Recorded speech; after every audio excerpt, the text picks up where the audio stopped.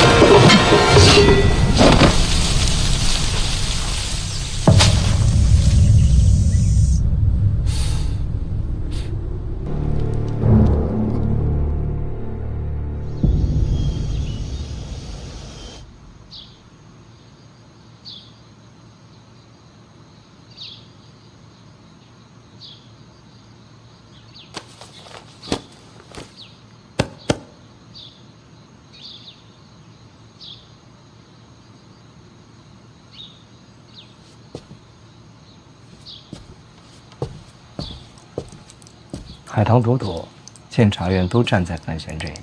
这个海棠朵朵跟范闲是不是有私情呢？我觉得不是。那为什么要帮他？因为范闲是内库未来的主人。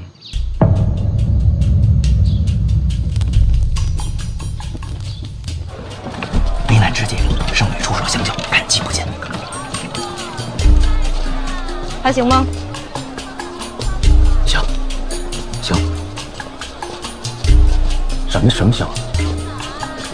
上京城了。啊，好。跟你们南庆京都比呢？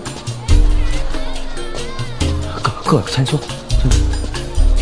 这鬼鬼祟祟怕什么呢？哎，我怕他们把我认出来。齐国人和庆国人长相上没什么区别，不用担心，你光看脸看不出来。你别发。不是，你知道我在秦国多出名吗？爹是范建，武尚书，司南国，像你们这异国他乡的，我这高贵子弟多危险！我现在开始佩服你们姓范的了。谢谢他，走了。等会儿，你刚叫我什么？爱听这个，那我只能在这儿这么叫你啊，嫂子。哎！你哥是怎么说我的？还用他说吗？整个庆国都传遍了，我都懂。你懂个屁呀！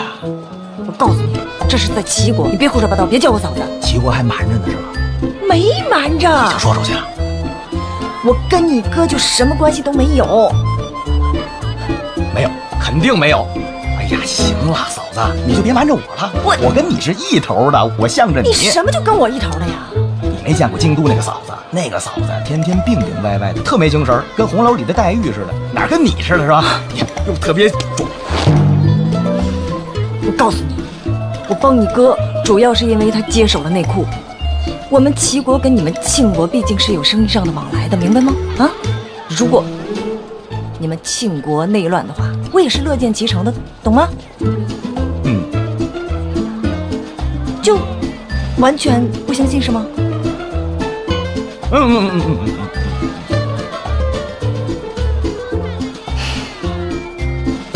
跟上。上哪儿，嫂子？哎呦！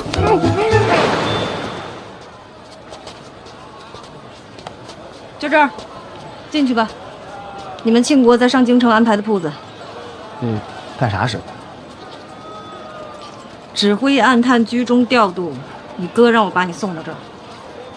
哦，指挥暗探。对。这种地儿我哥都告诉你，那你俩指定是好朋友。该帮的我都帮了，你好自为之。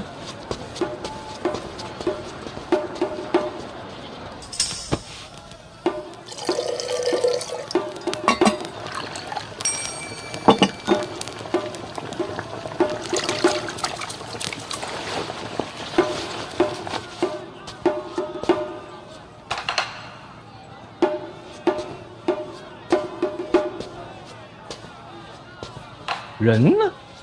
偶感风寒，不宜待客。你要什么自己看啊。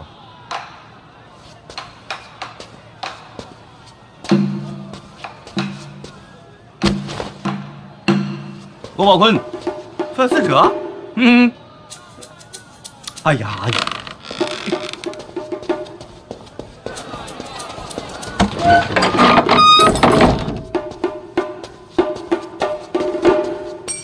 这玩意儿，来，那边要啊！你哥呢？嫁呢吧？不知道。他没来，你来干什么？我帮你啊！你别胡闹了！你知道这是什么所在吗？啊！我大庆暗探，所有行动都靠我指挥若定啊！这等要紧差事，你别跟着掺和。反正你要能来，我也能来。这话说的，严冰云知道吗？知道啊，检察院四处的吗？不是，那样的人物，在北齐可都失了手啊！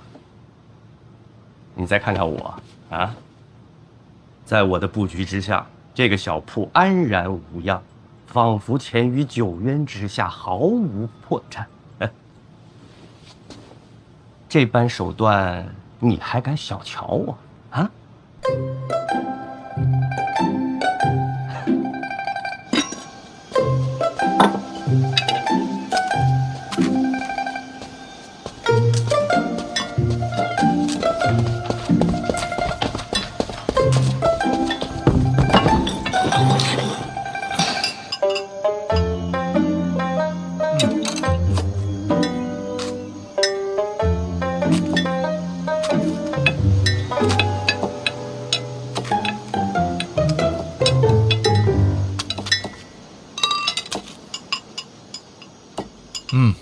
还是小师妹会吃，酸辣加水果真不错。师兄，怎么想着来看我了？陛下叫我来的，他就想问问范思哲是不是送到郭宝坤那个油铺去了。连陛下都知道这个油铺了。哼，何止，满朝上下各部官员，现在谁不知道？别说他们了，咱们老师成日清修，足不出户，现在都知道那个油铺了。陛下特意说了，郭宝坤是人才，千万得留住，可别换个聪明的来。那容易，假装没发现他不就行了？哎呦，难呐！做事太不小心，漏洞都出现的那么突然，要假装不发现还得合理，太难了。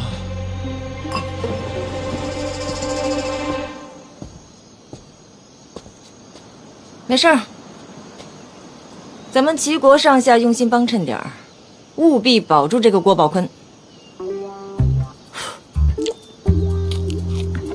这北齐锦衣卫，在我看来，就如同草鸡瓦狗一般。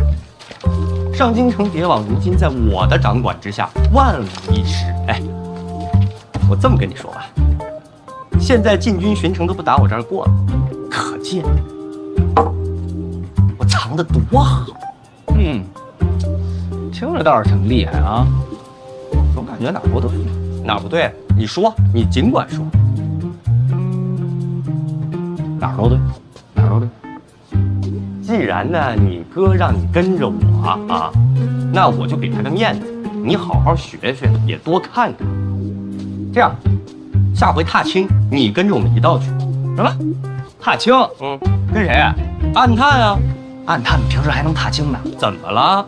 大家身处险境，背井离乡，难免心生忧惧。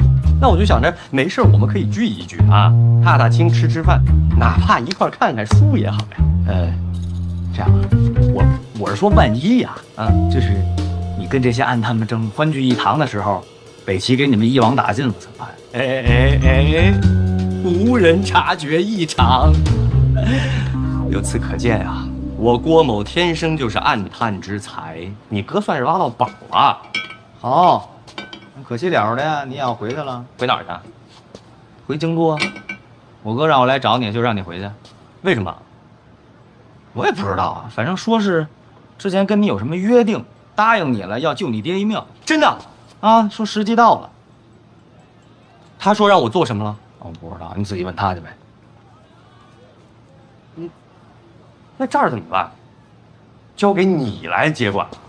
我交给我怎么了？不就天天带他们游山玩水的聚会吗？但是啊，这次我得先送你回去。行，干嘛？哎呦，这都什么呀？这是，咱不着急吧？现在收拾东西，马上就走。咱不再谋划谋划了？有什么好谋划的？路上那么长时间呢，可以慢慢想啊。出其不意才能杀敌于不备啊。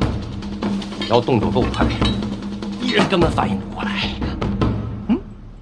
郭宝坤跟范思哲离开了油铺，朝城外走，还背了行囊。是一出门就被发现了，大伙都守着呢。这是要回庆国啊？看着像。怎么办？放不放？我哪知道？哎呦，要不你去问问陛下，他不是要留着郭宝坤吗？陛下说了，范思哲和郭宝坤的事儿，你做主。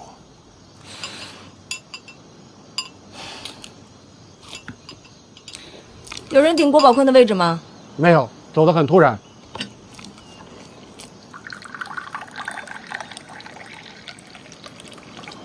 要我看还是放了得了，留着也没意义。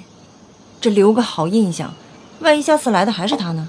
哎呀，我不管，我就是个传话的，你定。你们珍惜一下圣女好不好啊？别什么事儿都让我干。你们个个多悠闲，我是圣女啊！贤？哦，对了，陛下让你有空给范闲写封信。我给他写信干嘛呀？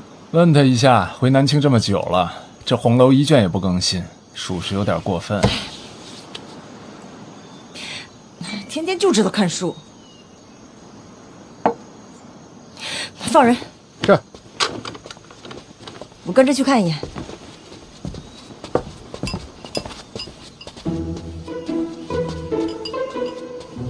他自己怎么不写？为什么让我写？范闲啊。范闲怎么了？你不是跟他说得着吗？我跟他说得着个腿儿啊！哎，小师妹，你已然是圣女了，言辞注意优雅点儿。我跟他没关系。我跟他有关系。你们，我烦死了！小师妹，记得写信，信里催更。看清他来！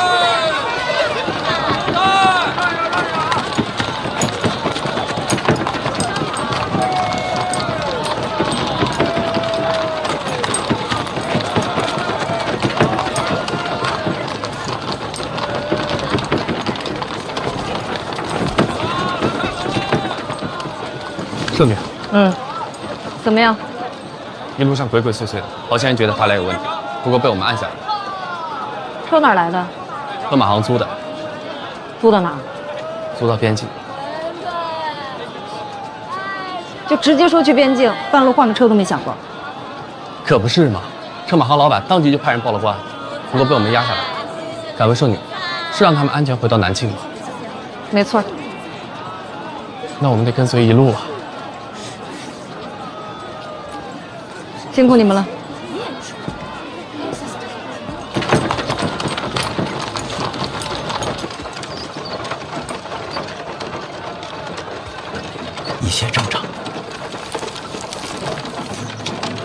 来你还挺聪明的，居然说去边境，没直接说去庆国。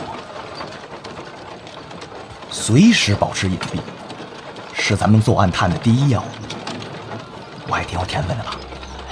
司哲，看来你也是可塑之才。郭兄，先前确实对你有些唐突，直到今天我才明白，为什么范闲敢把你一个人放在北齐。哎呀，大庆如若都是你我这般人才，何愁天下不定啊？郭兄所言极是啊。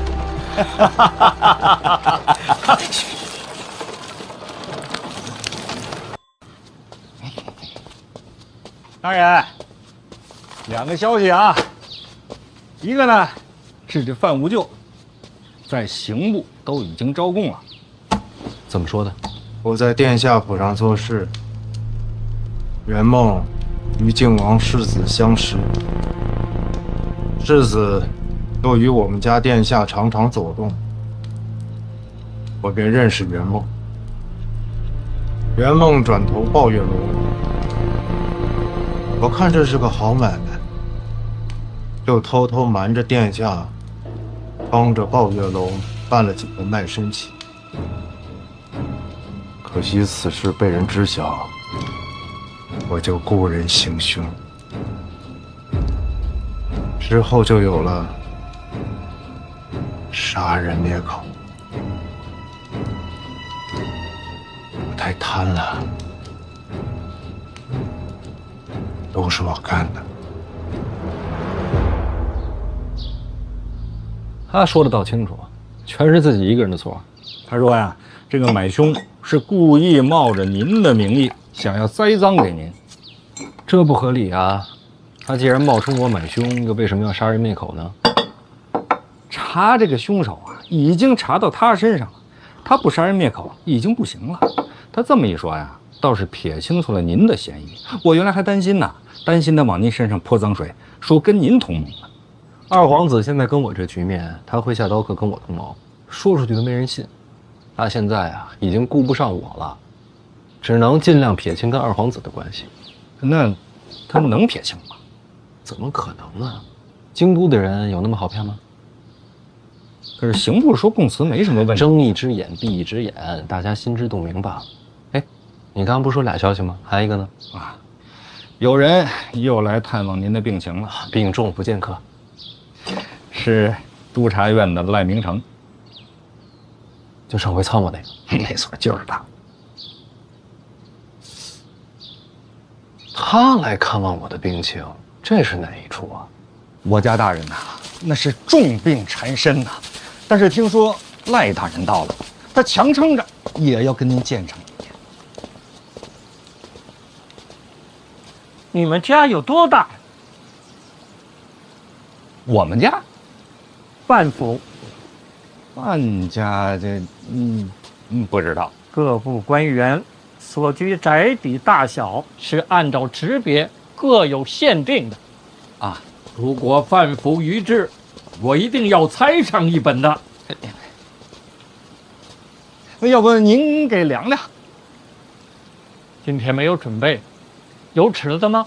您等会儿，我给您借一把去。啊，不用了。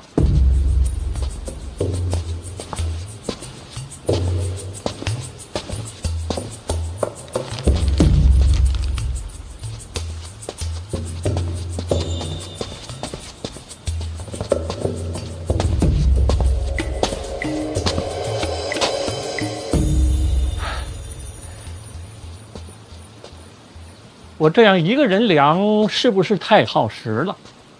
不知道，反正没人这么干过。要不我帮您，咱一块儿量。今天就算了，下回吧。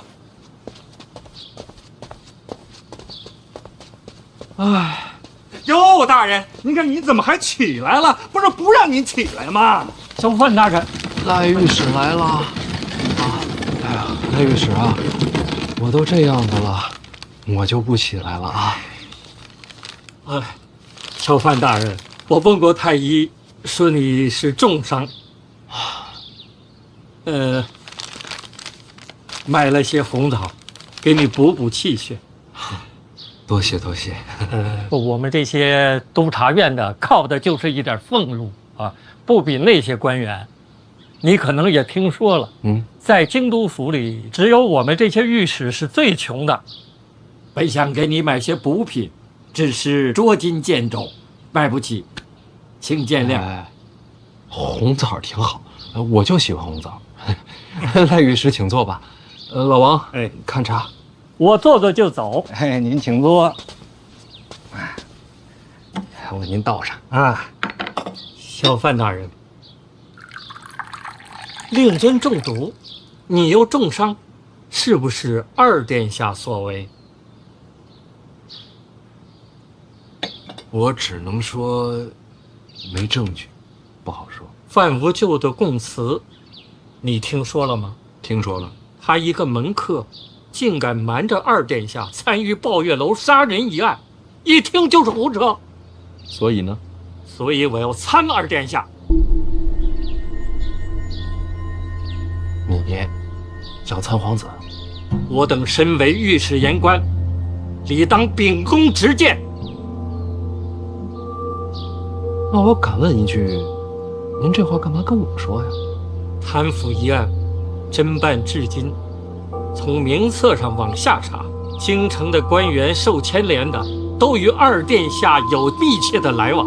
如果继续查下去，发现潜藏极深，光靠我们督察院实在是太难了。所以你的意思是查不下去了？除非是监察院能够给我们提供相关的案卷。找我帮忙？不是找你，是找监察院合作查探。那你应该去监察院呀，来我家做什么？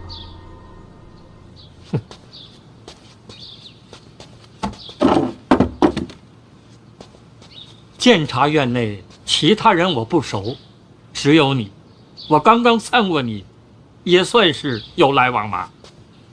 这算是哪门子来往啊？这查贪视为国事，有问题吗？那我要是帮了你，你还参我吗？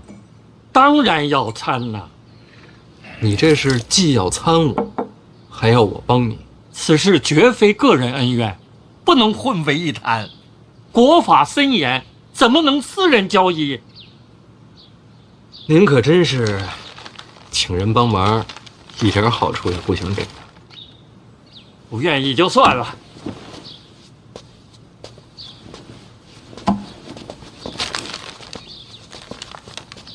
可以。怎么？可以合作。老王，带赖御史去趟监察院，一处有哪些案卷相关的，他想看都可以看。好嘞。小范大人，你跟我想象的有点不太一样。赖御史，虽然你过去参过我，将来可能还要参我，但我总觉得有朝一日，我们或许可以做朋友。那不能，行公事者怎能有私意？有道理。不过，小范大人，你我在查府反贪上面也许会有合作。为了国事，我想再多问一句，你的病什么时候能好？怎么了？你病好之后，抱月楼一案，我要参你啊。那这一处的案卷，您多久能看完？1日足矣。2日，2日之后上场。2日病就好了。吃了您的枣，可不能耽误你参我。那好，2日后朝堂上见。哎呀，这位真够可以的，哎，我送送去啊。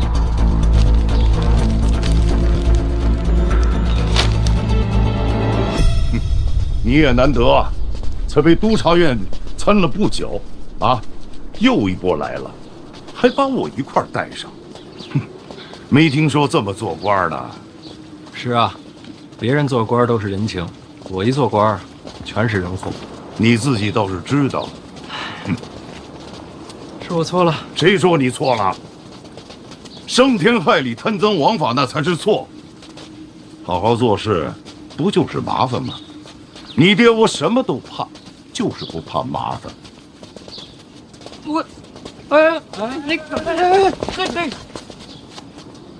您没事吧？我倒无妨啊，只要二位康复就好。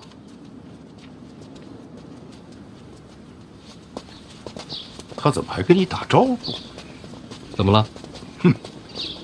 赖明成做御史以来，快成疯狗了，至今咬人粗眉笑脸，我都没见过他跟人点过头。赖御史这样的官，我还是欣赏的。天阴了，瞧着要下雨。走吧，陛下等着呢。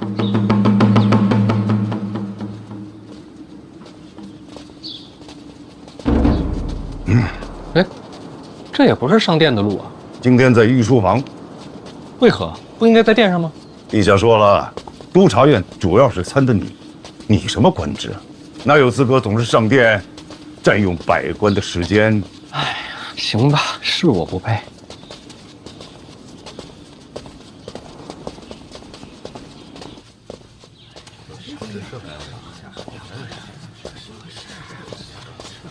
哎，我坐哪儿啊？坐。又是参小范大人呐。后面站着去。不止。啊，这督察院胆子这么大。哎，听说赖御史还去检察院。哎，借过啊，不好意思。闹得人心惶惶。是啊。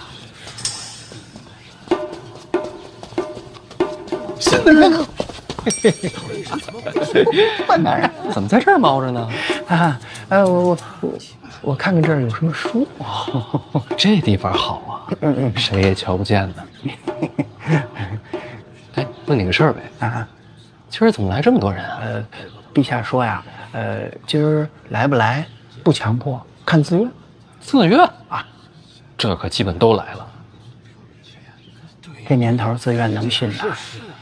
您看看，那几位都到了，我们谁敢不来呀？是吧？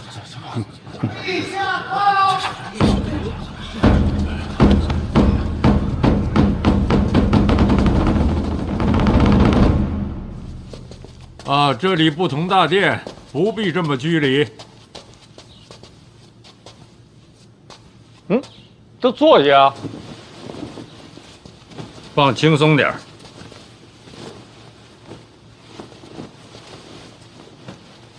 范闲，臣在。赖明成，臣在。你还参他吗？参的不只是他，还有户部尚书范建。陛下，赖御史参我之前，我能先参一个吗？说。陛下，请看，全是名贵珠宝，臣找人估过，价值连城。哪儿来的？前几日臣与郡主去长辈家中做客，人家随手送的。随手一送，就是价值连城。那位长辈家中远不止于此，依山林渐远，搜集天下奇珍异石，更有花魁无数，奢靡之风让人叹为观止。这个那位是哪位？正是监察院院长陈萍萍。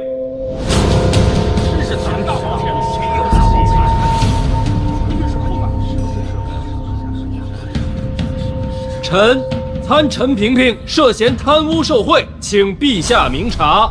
柯院长，臣在。有想说的吗？小范大人，我自己的东西送人，有错吗？有没有错，我说了不算。只是当下朝堂正值查腐惩贪、肃清吏治、以彰国法，在这个当口，什么礼也不敢收啊。陛下，臣能解释吗？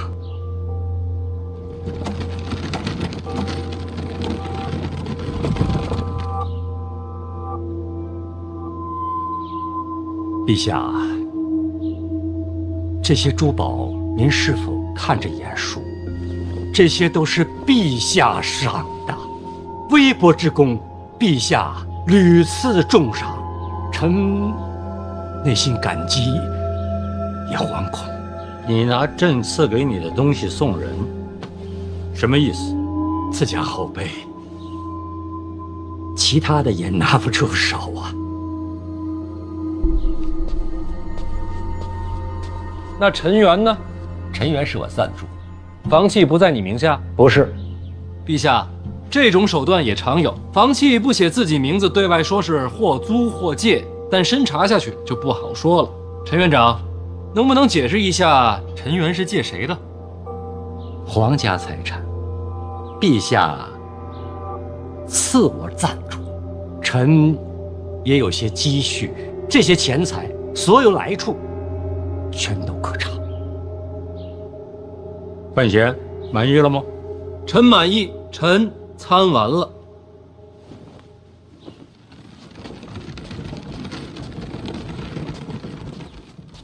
赖明成，陛下，你参范家父子是什么罪名？陛下，范家牵扯抱月楼一案，身为朝官，私开青楼，与理不合，范家教子无方，有损官声，范家父子皆该担责。好像还死了人。陛下，杀人一案牵扯到二殿下，臣想一件一件的讲。范建，臣在。你想说什么？回陛下，臣次子范思哲顽劣少礼，被人瞒骗，确实是抱月楼东家。臣教子无方一事无话可说，幸而犬子悬崖勒马，甚至悔改，早已将抱月楼封了。臣也以家法责之，将其赶出京都，远赴苦寒之地，磨砺身心。先有国法，后有家规。犬子范思哲并无官身，开青楼虽然不妥，倒也不违律法。既然这样说，那满朝的文武官员，谁没有妻儿老小、七亲八故？要是人人都恣意妄为，官为私用，沆瀣一气，那我大清朝堂的脸面何在？陛下，范建身为生父，范闲身为长兄，范家父子皆应担责。你觉得怎么个担责？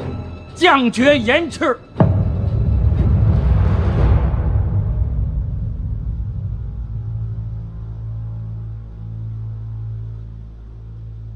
丞相，陛下，你觉得呢？臣不太明白了。抱月楼不是有人命官司在吗？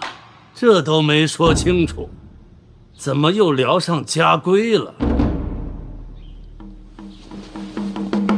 老臣附议，毕竟人命关天呐。言之有理，人命关天。查无实证，范家的事儿，稍后再说吧。陛下，臣原想由轻到重，循序渐进，先谈人命官司也行。范大人，不是你图什么呀？您自个儿是不是监察院的提司？您参这边院长，查贪惩奸呢？我图什么？新蛋要是贪了，我一样参你。开玩笑，看戏，诸公都知道了，抱月楼3凶犯杀人之后被监察院捕获，随后刀客范无咎在京都府外刺杀凶犯。据查，凶犯乃是二殿下的门客，臣赖明成参二殿下有杀人灭口之嫌。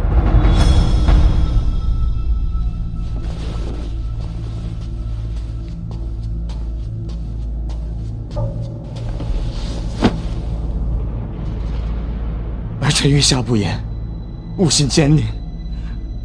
只是这杀人灭口的罪名，儿臣担不起。范无咎已经供认不讳，诸多恶行真的是他一人所为。儿臣也是遭贼人蒙蔽，悔之晚矣。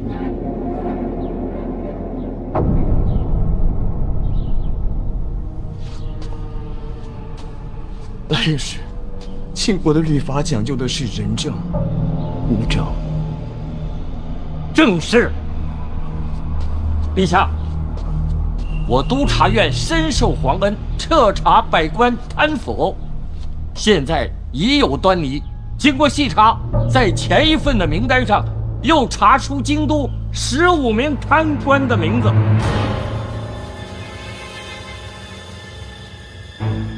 陛下，请看。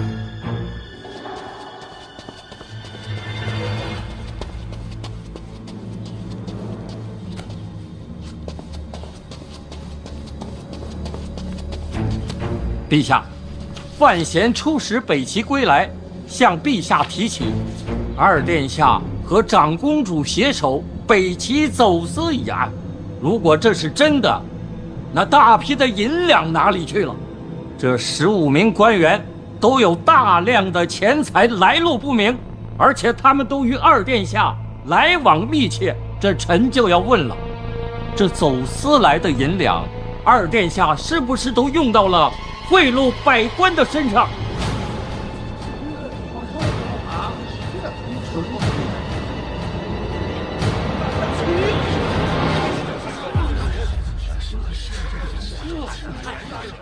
陛下，臣恳请重查二殿下与长公主北齐走私一案。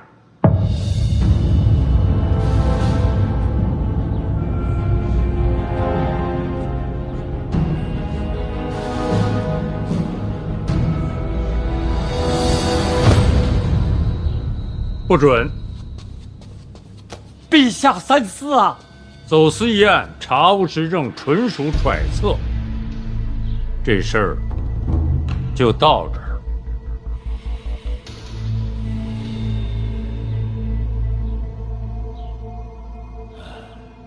陛下，实证也许就在眼前。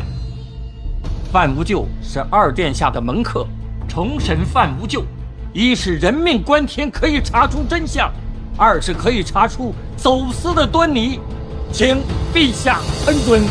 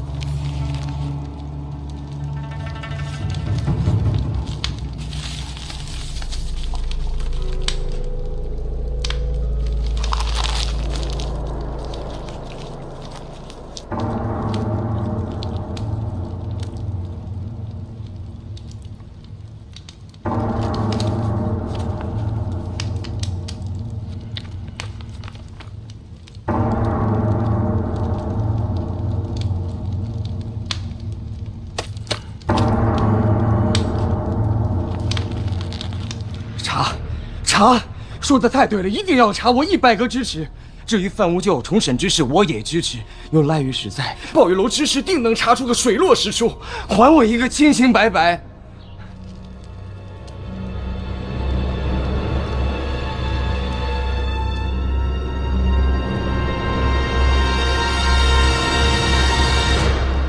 陛下，儿臣还有个念想，不吐不快。说。方才范尚书说了，抱月楼已经封了，儿臣着实有些担忧。抱月楼内歌妓杂役少说有数十人，他们一样是大晋的子民啊。这抱月楼封了，他们今后该如何生计，何去何从啊？儿臣以为这抱月楼之事是由范家起的，这些人也应该由范家来善后才是。有道理，抱月楼善后之事我接着。麻烦问一句，还做老本行吗？那自然不会再做青楼。那就太好了。李承泽，传旨，禁足你半年，自省其身。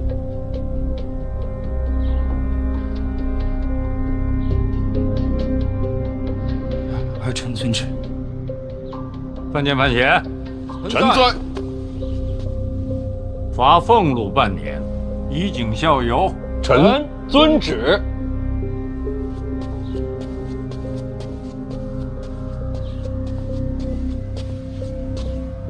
赖明成，陛下，赖御史，满意了？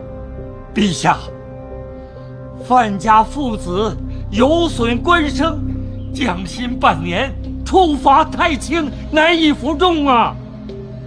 你还想怎样？将军，家风确实不严，但是罪不至此吧？陛下，三思啊！陛下。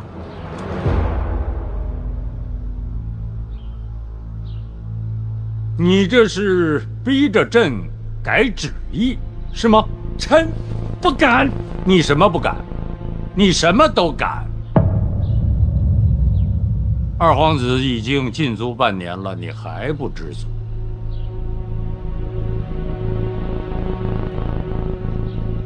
好了好了好了，今天大体都有个了断。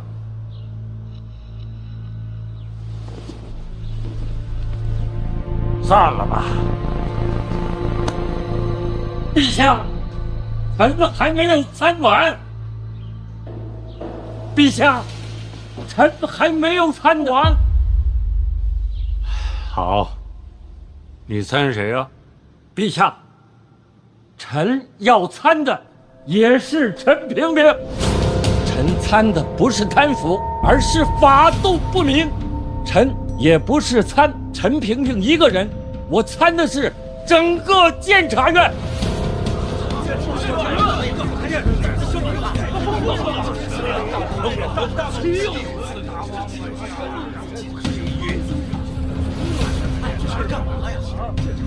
陛下，监察院成立至今，麾下用人良莠不齐，诸般形势素有狂悖，朝堂上下、敌国境外诸事皆有涉足，可谓权力滔天。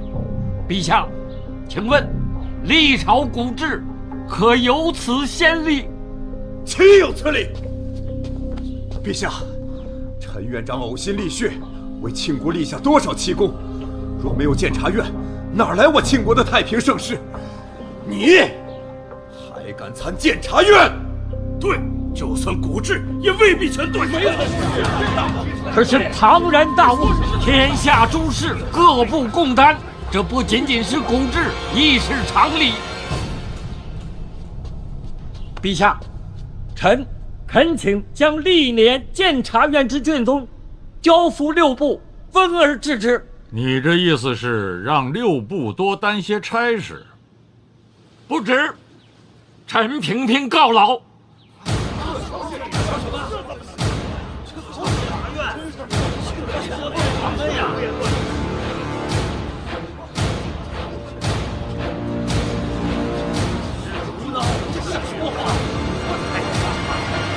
百官都觉着监察院终究是利大于弊，那说明六部有昏昧。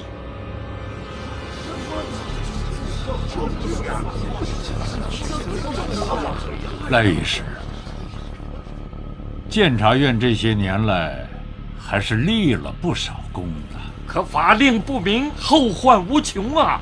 陛下，这陈萍萍还在国法辖制之下吗？你的意思是天下人皆醉，唯你独醒？陛下要三思啊！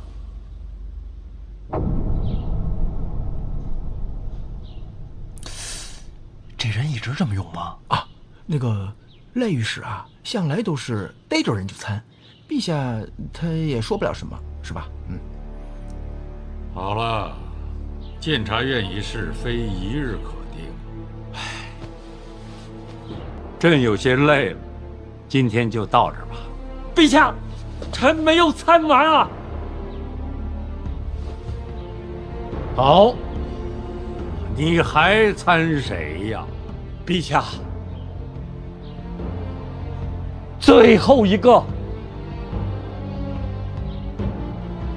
说，陛下，监察院威压六部，用人不明，这只是表象。正所谓正本清源，朝堂错漏，百官有责，然而并非根本。民间有俗语，上梁不正下梁歪。臣最后要参的是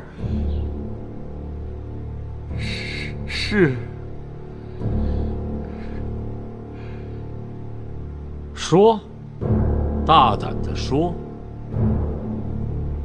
是陛下。那你不要！陛下，杀疯了。确实是疯了。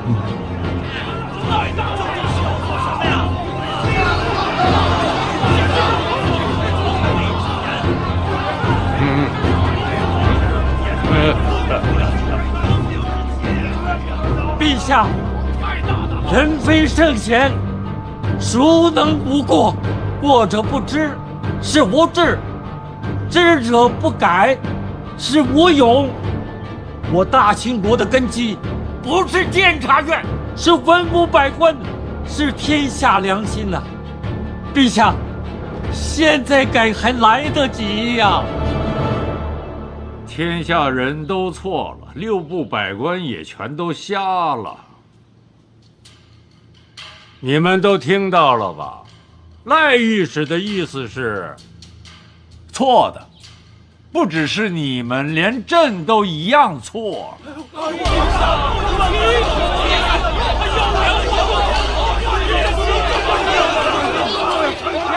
陛下英武，天资过人，但人非圣贤，臣怎能知错不见呀？陛下，赖明成攻侮陛下，无君无杀，此人狂悖之极也，简直是畜生啊！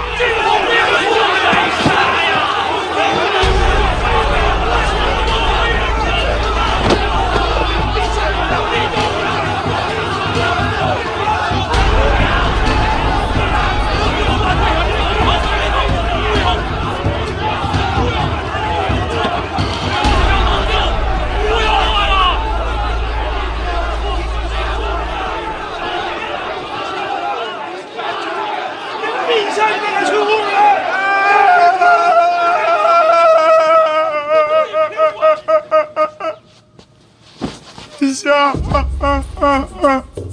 儿臣实在是没忍住啊！陛下，每日殚精竭虑，为的就是我大清的太平盛世，而此人竟然如此折辱陛下，儿臣痛苦不已啊！陛下之光胜过日月，陛下之恩犹如父母，陛下被骂胜过鞭打，臣之肉身啊，臣疼啊！儿臣也疼。行了，陛下，赖明成确实说话难听，但毕竟身为御史，职责所在，望陛下宽恕其罪，留存其身，为国效力。臣也如此觉得。赖明成是荒唐，可陛下何等胸怀，怎会跟这种人计较？训斥责罚一番，也就罢了。你们的一番苦心，朕看到了，也听到了。陈院长，陛下，臣是被参之人，无权评论。秦将军，臣在。陛下，赖明成太糊涂了。监察院对庆国有功，他根本就不理解陛下的苦心，他的官职该降。临下，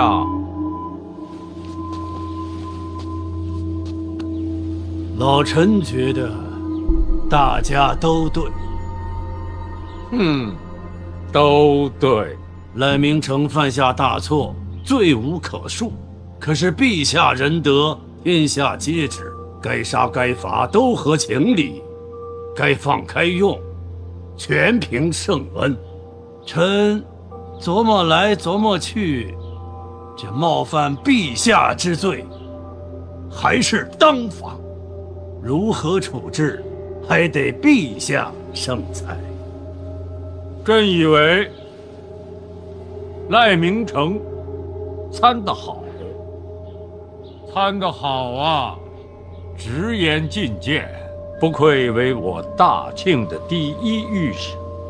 国事为重，不计私心，百官都应该有此心怀啊！朕看来，不可以罚，朕要赏。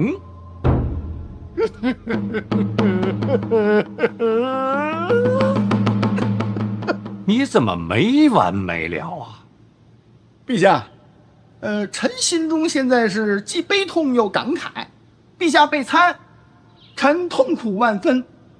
但是有赖御史这样的清官名臣，臣又感慨万千。所以此时此刻吧，臣是悲喜交集呀，也不知道应该哭还是应该笑。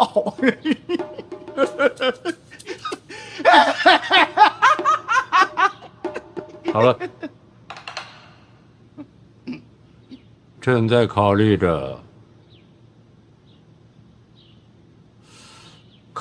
着赏什么。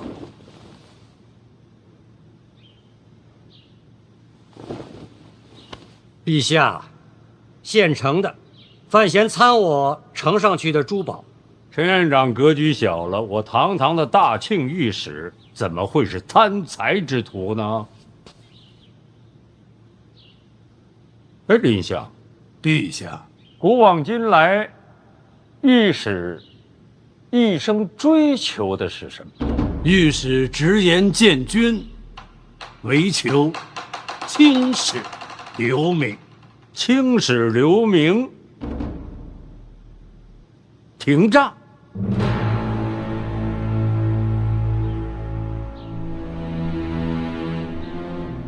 廷杖能让他们千古留名。陛下三思，史书上赐廷杖的君王，或许有微词啊。朕知道，如果廷杖了御史，那些史官的笔下，朕不会有好结果。哎，那朕就吃点亏，成全了他。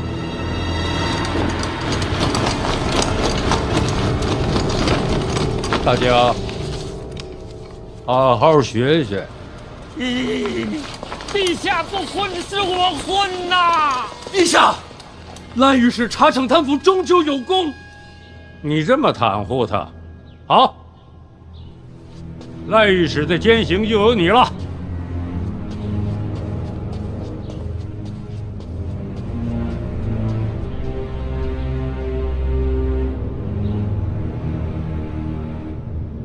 范闲，陛下下旨了。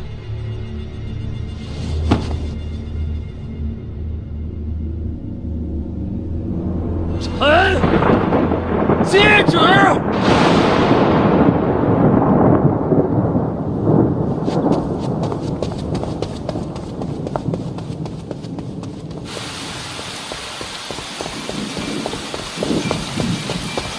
侯公公呢？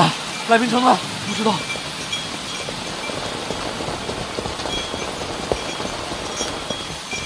侯公公呢？赖明成呢？不知道，不知道。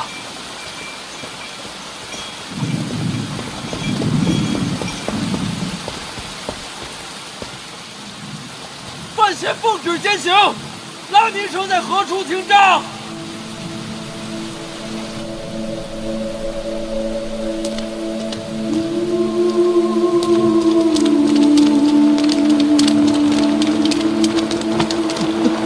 侯公公呢？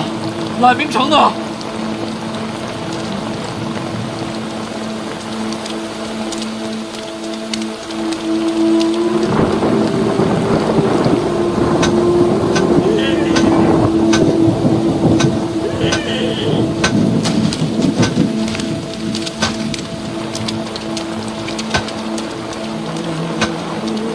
小范大人，您怎么来了？陛下让我践行。哟，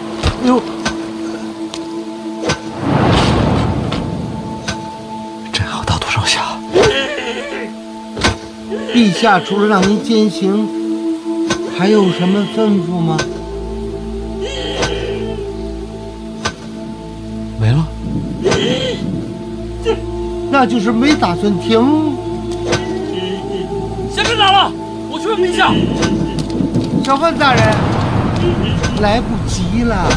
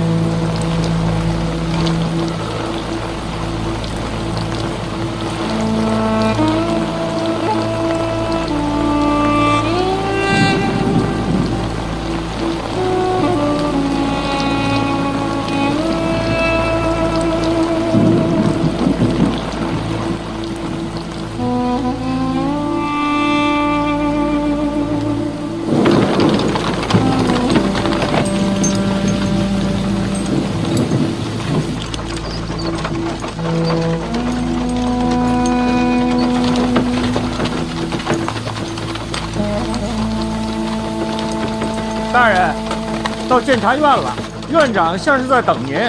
我谁也不想见。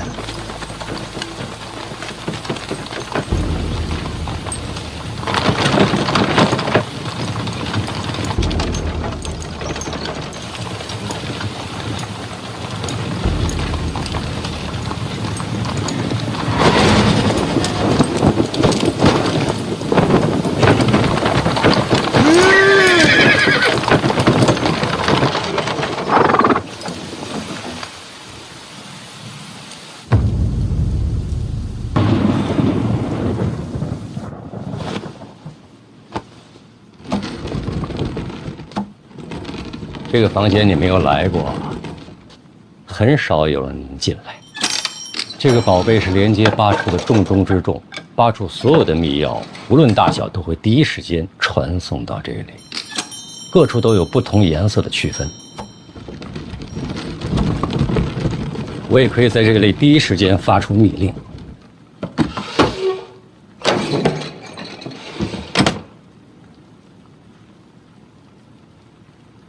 这个宝贝还是你娘留给我的。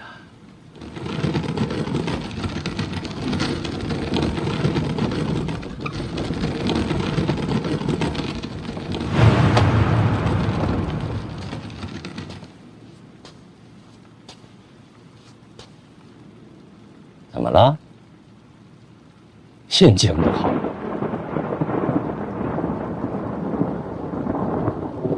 我想不明白。为什么要把赖明成活活打死呀？不是说以前指着陛下的鼻子骂都没事吗？陛下气度恢宏，指着鼻子骂不仅没有问题，最后陛下会一笑了之。那为什么这次就把赖明成打死了？他参陛下都没有问题，只是不能触碰逆鳞。监察院是陛下的逆鳞，倾国中兴才是陛下的逆鳞。那要照这么说，难不成有史以来敢参监察院的全都死了？参过监察院的御史很多，赖明成是第一个被杖毙的。那赖明成跟以前那些人有何不同啊？赖明成是不是找过你？是啊，共同查案。督察院查贪腐掉线案卷并不是绝密啊。陛下是这个监察院之所以独立于6部之外，就是防止有些人把手伸得太长。我不该答应他，我把他害死的。不是你，你答不答应都无所谓。赖明成决定选择你去找你的时候，他的命运已经迎来了终点。找我，就是他的死因。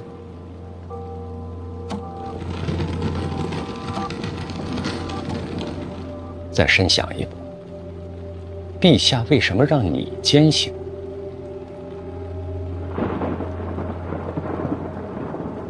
你是不是还欣赏赖明成？是。你知道吗？督察院那些御史在替赖明成收尸的时候，所有的人都对你恨之入骨。从今天开始，督察院所有的人都不会与你为友。你要接受内库，你要接受监察院。如此重任的臣子，亘古未见。我只能是个孤臣。天威难测，圣心如渊，这8个字记在心里。联合监察院，弹劾监察院，再加上找我，这就是他的死因。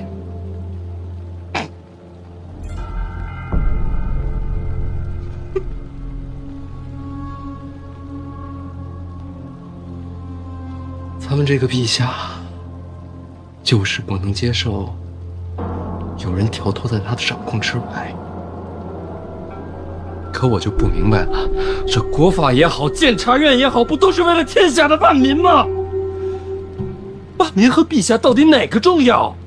这些话从今天开始一定埋在心里，永远不要说出口。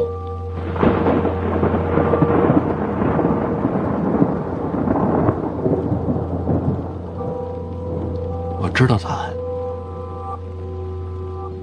不会再问了。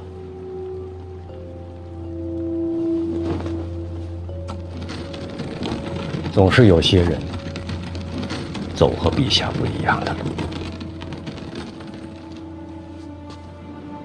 我娘呢？已经死了。是。